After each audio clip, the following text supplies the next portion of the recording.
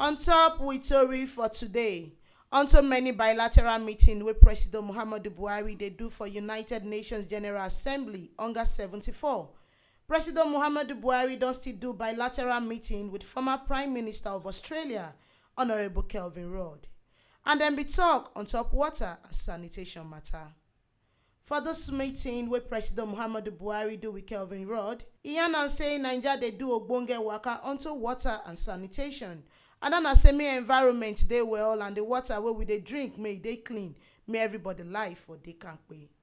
As e be say Mr. Rudd na Chief Operating Officer on top sanitation and water for all.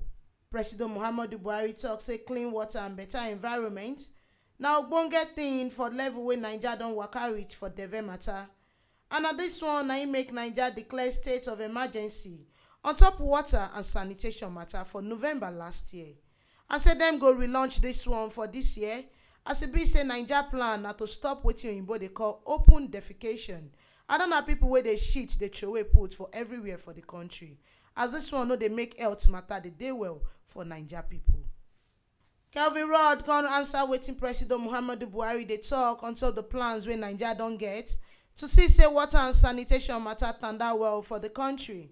Na im Kelvin Rudd come tell Presido Buhari say im organization go do ogbonge support give Nigeria to take fight all the challenge wey dem go face on top dis open defecation wey dem wan fight for the country. Na here we see the better informate reach on top with tori for today, as a bilateral meeting wey Presido Muhammadu Buhari do with Kelvin Rudd on top water and sanitation matter for under 74. And dis ogbonge informate so na T Live Media na im dey bring am come knack and give una on top with tori for today.